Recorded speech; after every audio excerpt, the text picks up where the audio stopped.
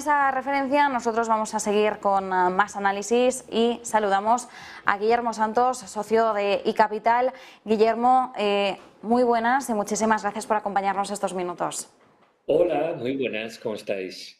Bueno, además, desde iCapital, como es habitual, además por esta época del año, habéis publicado un informe sobre cuáles pueden ser las tendencias de cara a este año 2023. Ahora es el momento, ¿no?, en el que ya hemos dejado atrás lo que es todo el balance de 2022 y nos vamos aventurando en el futuro más cercano que se nos avecina. Vamos a intentar resumirlo, ¿no? ¿Cuáles son los principales riesgos y oportunidades que estáis observando vosotros en estos momentos en los mercados financieros?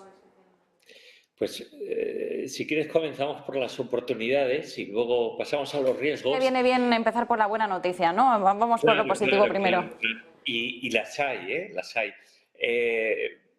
Varias de las cosas que sucedieron en el 22 este año no es que no vayan a suceder, están ya sucediendo a la inversa. La prueba la tenemos en el dato de inflación en Estados Unidos. La inflación este año va a ir decreciendo, va a aflojar en función especialmente de, más que del coste de las materias primas, que ya vemos que está más que, entre comillas, controlado. Eso difícilmente es un mercado abierto de futuro, se puede controlar.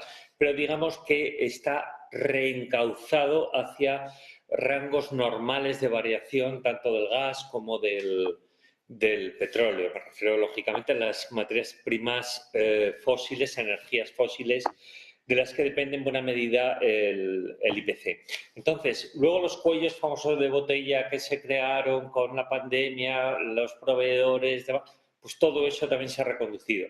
Y luego, finalmente, tenemos una recuperación bastante notable de la economía china, progresiva, pero con unas expectativas muy favorables. Juntamos todo eso. La economía china, no olvidemos, ha sido una de las fuerzas desinflacionistas más importantes en los últimos años. Juntamos todo eso y vemos que 2023 va a ser un año de progresiva caída de precios, tanto en Estados Unidos como en la eurozona, gracias a los motivos que he explicado, entre otros. Ello va a permitir que la inversión en renta fija, oportunidad, sea una buena inversión. Cogemos tipos altos, pueden bajar y ello supone incremento de precios. Precios y tipos se mueven a la inversa. Justo el movimiento contrario que se produjo en 2022. La renta variable, pues la renta variable va a depender de una incertidumbre muy elevada, que son los beneficios que ahora mismo se están descontando quizá demasiado favorablemente y el mercado todavía no ha reflejado en precio, en cotizaciones, esos beneficios, digamos, desacelerándose. Entonces, ¿podemos ver ulteriores caídas en los mercados de acciones? Sí, muy probablemente. Más en Estados Unidos que en Europa, quizás, entre otras cosas, por el elevado peso tecnológico.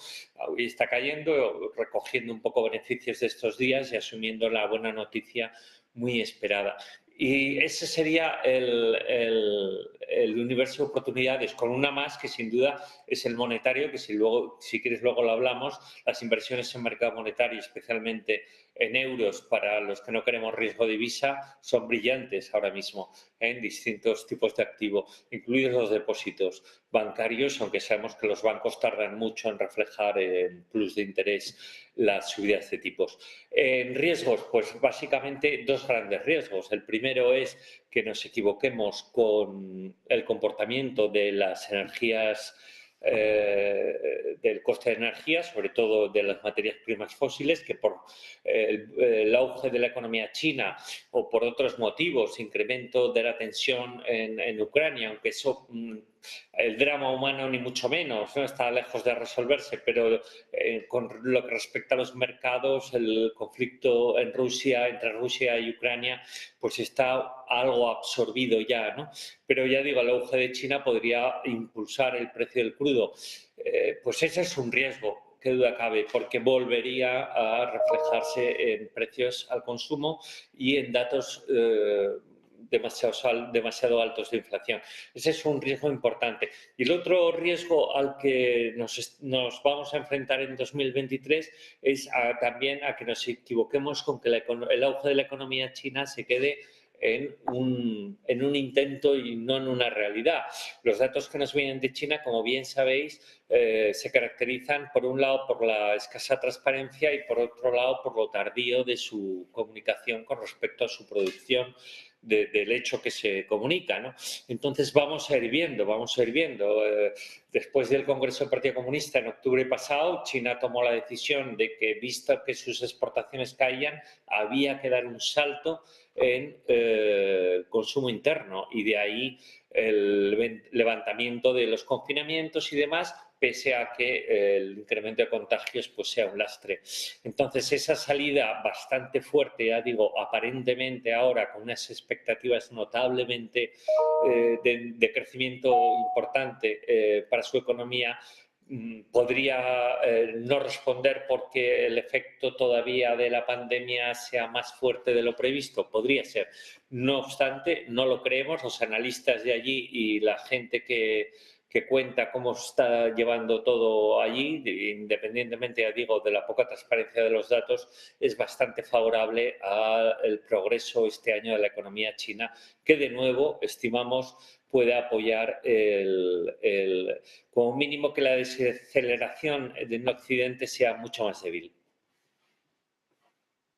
En ese informe vosotros destacáis cómo están cambiando las tornas ahora en lo que conocíamos como la hegemonía mundial tradicional, ¿no? Hay países, áreas geográficas que han mantenido durante mucho tiempo esa hegemonía, esa gran influencia a lo largo de las décadas. Bueno, vosotros especificáis, ¿no?, durante más de un siglo, y ahora estamos viendo cómo cambian las tornas. Desde el estallido de la guerra en Ucrania el año pasado hablamos de cómo se está conformando un nuevo orden mundial, y entre los puntos la mencionada ya China tiene un papel relevante. Estamos viendo cómo el gigante asiático está saliendo de esa política cero COVID, dejándola atrás, pero también destacáis, bueno, y ojo a Estados Unidos, que es quien ha mantenido hasta el momento esa hegemonía, porque pues tiene todavía una lucha pendiente contra la inflación. Y además quería aprovechar que hoy hemos conocido ese dato de IPC de diciembre en Estados Unidos, que nos da alas para empezar a pensar en que efectivamente ya hemos visto un techo en la inflación, estamos siguiendo esa senda de descensos de forma progresiva. La pregunta, por supuesto, está en si estos descensos que estamos viendo paulatinos de la inflación en Estados Unidos nos van a llevar finalmente al objetivo que persigue la Reserva Federal, del 2%. Entendemos que la lucha todavía sigue ahí y que tenemos un largo trecho, pero ¿cómo lo estáis viendo vosotros? Bueno, es que esa lucha igual este año no se resuelve, porque aquí hay, vamos a decir, dos grandes componentes. Por un lado, el teórico, ¿no? Los bancos centrales, Europa, la eurozona, BCE, y en Estados Unidos la Reserva Federal tienen el objetivo del 2% de inflación.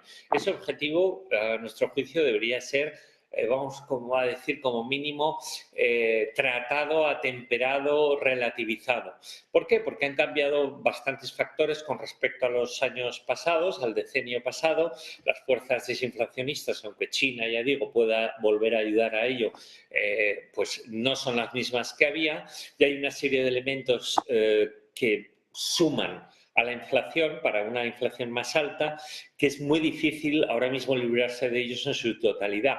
¿Por qué no los bancos centrales dan un rango un poquito más amplio que el objetivo del 2, que, repito, este año, pese a las subidas de tipos en Estados Unidos más atemperadas, en Europa todavía bastante fuertes, no se va a lograr? Es casi seguro que no lo vamos a lograr dentro de 10, 11 meses. Pues probablemente pues porque los banqueros centrales tienen a estos efectos bastante poca flexibilidad. Tienen unos estatutos que no es fácil cambiar.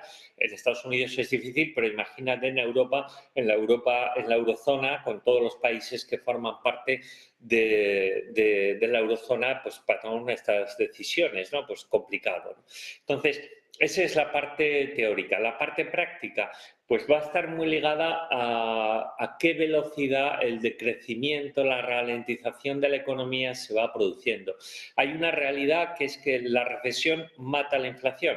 la recesión mata la inflación. ¿Por qué? Porque con recesión tienes menos dinero en el bolsillo, con tipos más altos.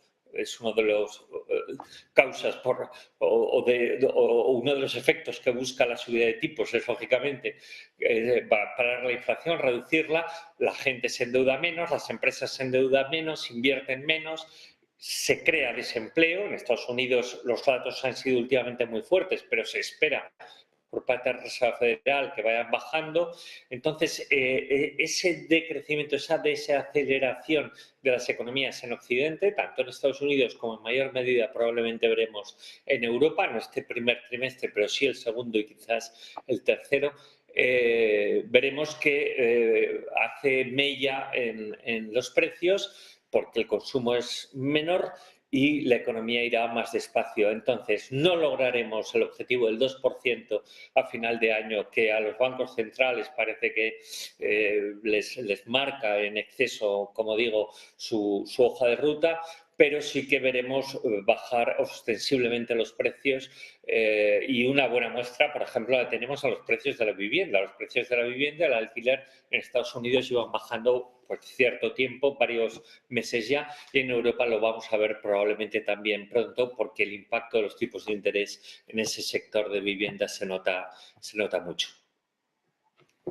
Ya por último, por rematar este informe que habéis planteado de cara, bueno, pues a los retos, oportunidades, tendencias que tenemos que vigilar este 2023, nos destacabas una de las tendencias puestas, por supuesto, en el plano monetario, que nos decías, bueno, si acaso lo analizamos a continuación, ¿cómo lo estáis, ¿cómo estáis viendo ahora mismo precisamente pues el impacto, ¿no?, de todas estas alzas de tipos? Venimos de un año en el que sobre todo el dólar ha dominado con esa fortaleza. ¿Hasta qué punto podrían cambiar las tornas? Se espera ahora mismo una mayor fortaleza del euro, niveles de euro-dólar que estamos vigilando a ver si llegamos al 1,10.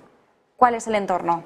Pues, lo que acabas de anunciar es de las cosas más interesantes que se están produciendo y que se van a seguir produciendo a lo largo de 2023. Por un lado, fíjate el dólar, que ha sido casi el único refugio, el único activo que ha funcionado para los que razonamos en euros en 2022, ¿no? Porque se ha revalorizado aproximadamente un 7 y poco.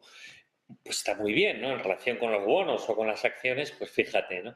Pues este año ha comenzado perdiendo terreno contra el euro por dos motivos. El primero, porque se descuenta que lo que comentábamos ahora, que los tipos en Estados Unidos van a ir más lentos que en sus subidas que en Europa, que vamos todavía con unos índices de precios bastante altos para lo que se espera y lo que necesitamos para frenar pues sobre todo la caída de la capacidad adquisitiva del ciudadano europeo.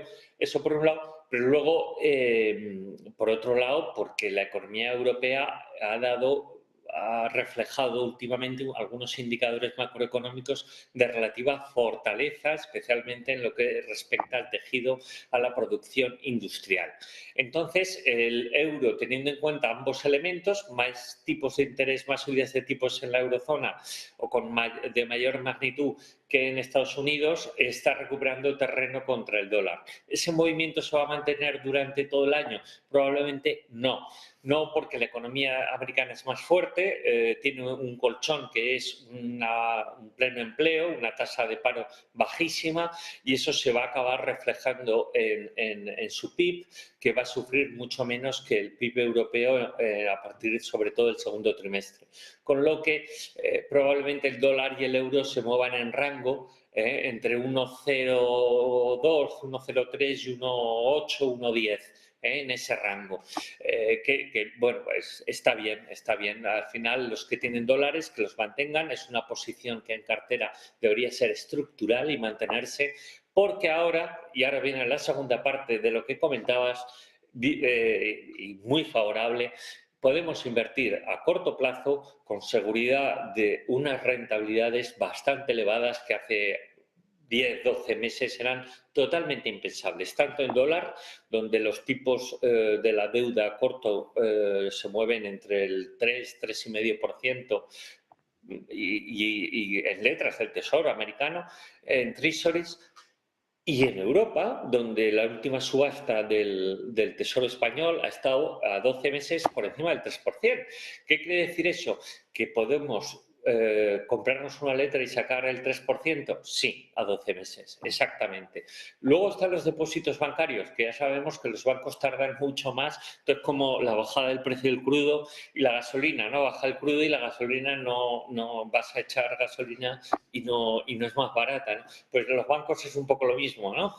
Suben los tipos de interés, pero hasta que los clientes bancarios, los depositantes, notan eso en un incremento de remuneración de sus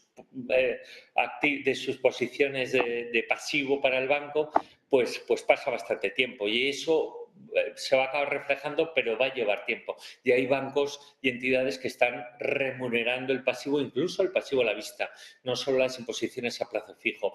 Y luego tenemos otro gran bloque, que son las inversiones en renta fija corto, renta fija privada, sea directa o sea a través de fondos, donde se pueden obtener a 12, 24 meses rentabilidades entre el 2, 2,5 y casi el 4% en bonos de bastante calidad, de calidad favorable, investment grade, grado de inversión y, repito, son niveles de rentabilidad segura, muy favorables, especialmente si los comparamos con lo que teníamos hace menos de un año, que eran prácticamente estaban en territorio negativo. Pues calcula, entre territorio negativo y el 2, 3, 4% hay una diferencia ostensible y, repito, con un nivel de riesgo muy bajito y una capacidad ahora mismo para el ahorrador tradicional de realmente sacar un retorno favorable a sus ahorros, a su dinero.